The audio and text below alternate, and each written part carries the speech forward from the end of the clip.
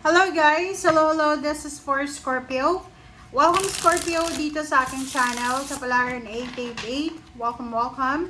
Alamin natin kung anong messages, vibration, gabay, energy para sa inyong lahat. So, this is general reading. I hope na makaresonate kayo. Alright, so let's check. Okay, Scorpio, 7 of Cups, King of Cups, the Moon, 9 of Pentacles, Queen of Pentacles, 8 of Pentacles. So, Scorpio, this is all money. Money.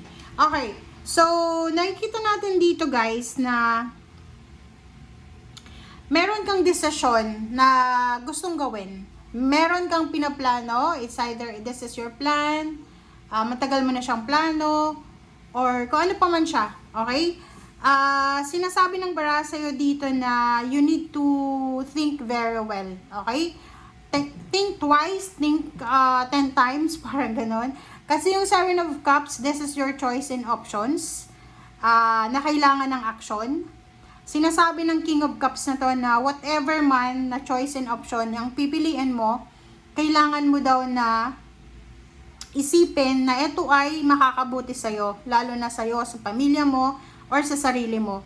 And wag kang matakot. Sinasabi ng damo na to na makinig ka sa sinasabi ng iyong intuition sa kahit na anumang desisyon na gagawin mo this week.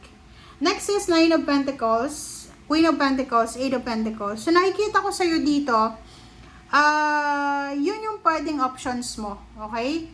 Like, gusto mong mangibang bansa, kung nasa Pilipinas ka, or nasa ibang bansa ka na, gusto mong bumalik ng Pilipinas for good. Or pwedeng nasa ibang bansa ka na, gusto mo pang pumunta sa mas mayaman na bansa. So, sinasabi ng baraha, medyo maguguluhan ka, but sinasabi nga dito na kailangan mong pag-isipan, makinig ka sa sinasabi ng iyong intuition.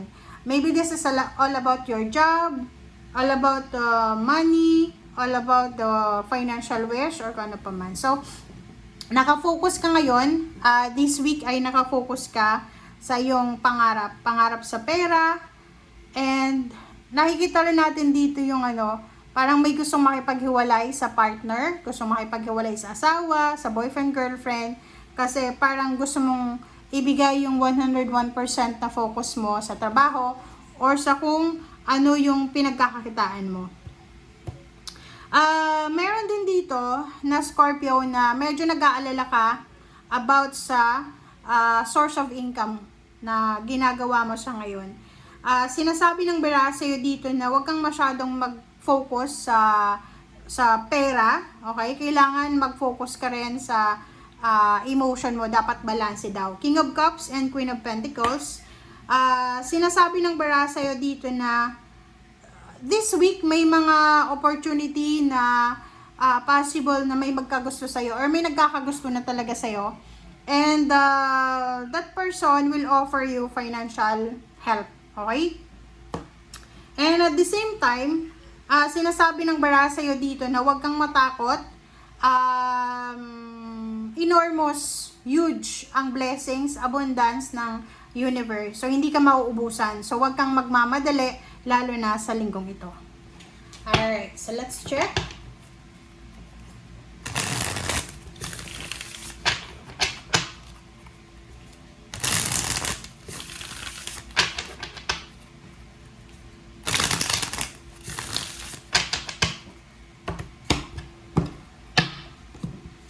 Okay, this is the message from your angels and spiritual helpers.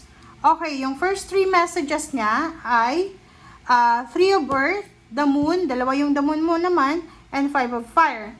So, sinasabi ng bara sa'yo dito na ayun, maybe you're planning for launching a business, gusto mong makipag-collaborate sa isang tao, like pwedeng ikaw, Scorpio, gusto mong makipag-collaborate sa isang Virgo, Gemini, or sa Leo, or kung ano man na zodiac sign. Gusto mong makipag-recognize, makipag-collaborate, makipag-allies sa mga zodiac sign na yan. But the problem is,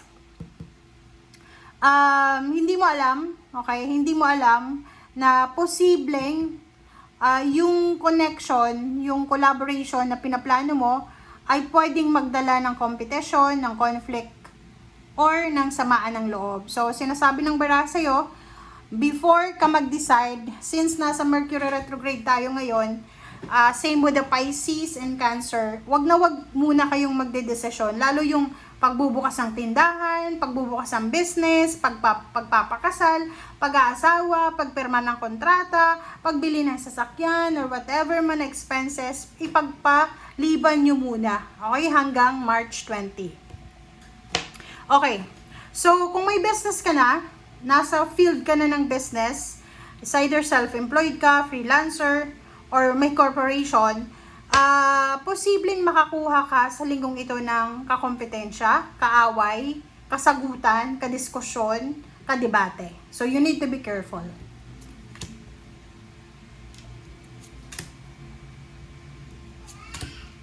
Okay, next ay, etong release, number 13, release. May matagal ka ng pinaplano. So, gusto mong makipaghiwalay, gusto mong makalaya na. It's either relationship or it's either business ito, or pwedeng kontrata, or pwedeng career. So, sinasabi ng bara sa'yo, anuman sa buhay mo, na pakiramdam mo, nasasakal ka na, ay posibleng matapos na siya. So, makakahinga ka ng malalim kasi there's a release or kailangan mong magdesisyon kung gusto mong makalaya sa kung ano man yan na nakakasakal na sitwasyon mo. Sinasabi ng bara sa'yo dito na isang fire sign, Leo, Aries, Sagittarius, ang posibleng magbibigay lakas loob sa'yo para makaalis ka sa sitwasyon na yan na pinagdadaanan mo. And the last card natin dito is number 20. This is all about balance. This week daw, okay, sa linggong ito daw, Scorpio, as much as possible, kailangan mo daw na pag-isipan ang lahat ng mga gagawin mo, mga plano mo sa buhay, kailangan mo i-evaluate muna siya.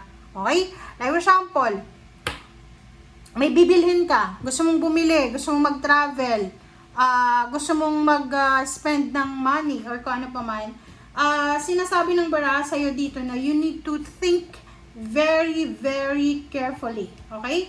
So, kailangan mo munang pag-isipan siya ng mabuti, ng 5 beses, ng 10 beses. Okay? Sinasabi ng bara sa'yo na napaka-importante, especially ngayon, na wag tayong gagawa ng desisyon na pwede mong pagsisihan by the end of March or April. Okay? Kasi, bugso ng damdamin yun Since you're Scorpio, medyo emotional ka, plus may Mercury retrograde, and then kakatapos lang ng blood moon, so pwedeng yung nararamdaman mo ngayon is not your emotion talaga, real emotion, dala yan ng energy, ng frequency ng blood moon or ng Mercury retrograde. So kailangan mo munang magpahinga, ipagpahingahin mo muna yung isip mo panay ka isip, panay analyze ang situation, so magpahinga ka muna. Okay? Thank you guys. Bye!